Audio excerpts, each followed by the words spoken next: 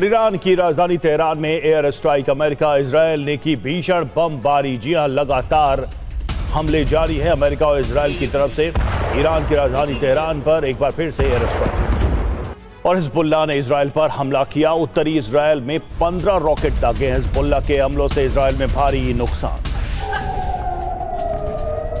और IRGC aerospace forces के commander का दौरा। जनरल सैयद माजिद मुसावी ने ईरान के अंडरग्राउंड मिसाइल बेस का दौरा किया है। IRGC ने जारी किया मुसावी के दौरे का वीडियो।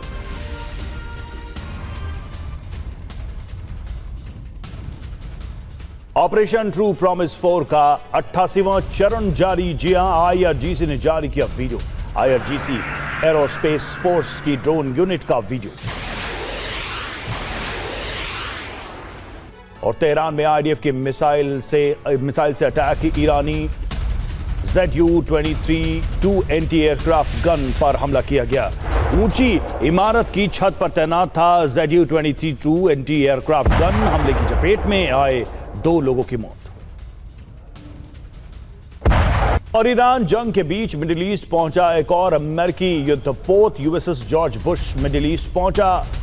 परमाणु संचालित वॉरशिप USS जॉर्ज बुश युद्धपोत के साथ कई गाइडेड मिसाइल डिस्ट्रॉयर भी मौजूद।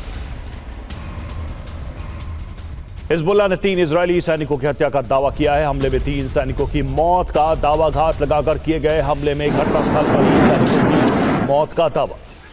और सोमवार की रात को तेहरान पर बड़ा हमला हुआ। इजरायल और अमेरिकी फाइटर जेट्स से ईरान के इस्फहान में बंकर बस्टर और 900 किलो वाले भारी भरकम बम गिराए गए। इस्फहान के साथ पार्चिन सैन्य डिपो पर भी हमले किए गए। ये दोनों ईरान की न्यूक्लियर साइट्स हैं जहां संवर्धित यूरेनियम हो सकता है। इन हमलों में जोरदार धमाके के साथ ईरान के हथियार तो जल गए, लेकिन अरब देशों में नई दहशत भी फैल गई। न्यूक्लियर साइट पर धमाके से रेडिएशन का खतरा बढ़ गया।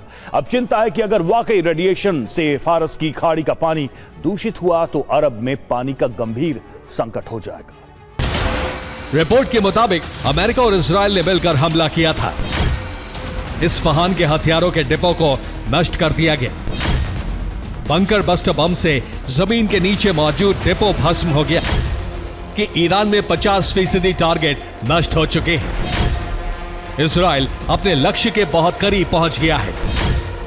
जंग के आधे से अधिक मकसद पूरे हो चुके हैं। रिपोर्ट के मुताबिक 24 घंटे के हमले में 170 जगहों पर धमाके हुए हैं और ईरान के 400 से अधिक हथियार नष्ट किए गए हैं। कतर के विदेश मंत्री ने कहा है कि अगर अरब की खाड़ी का पानी रेडियोधर्मी से दूषित हो गया तो देश में पानी की सप्लाई 3 दिनों में ही खत्म हो जाएगी। कतर, UAE और कुवैत पानी के लिए समुद्र पर ही निर्भर है।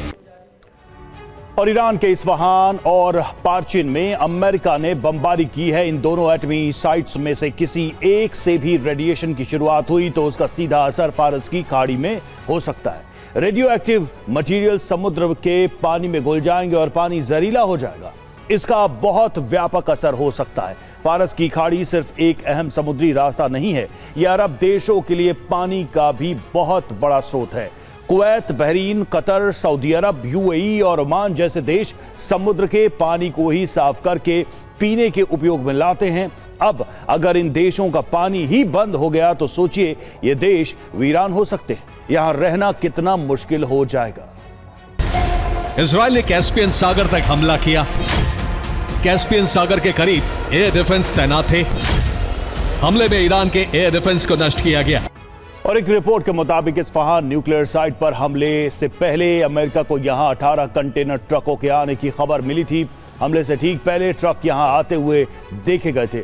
सैटेलाइट तस्वीरों से अमेरिका तक ये जानकारी पहुंची थी। ट्रक दिखने के बाद ही हमले की प्लानिंग की गई। बंकर बस्टर से इस्फहान के सुरंग को भेद दिया गया। अब एक कयास तो यह है कि ईरान को हमले का खतरा महसूस हुआ और उसने यूरेनियम को यहां शिफ्ट कर दिया था, जबकि अंदाजा यह भी लगाया जा रहा है कि हो सकता है यहां से यूरेनियम को हटाया गया। रिपोर्ट के मुताबिक 534 किलो यूरेनियम शिफ्ट किया गया है। और कहा जा रहा है कि इस्फहान पर हमले के बावजूद ये यूरेनियम अब भी सलामत है।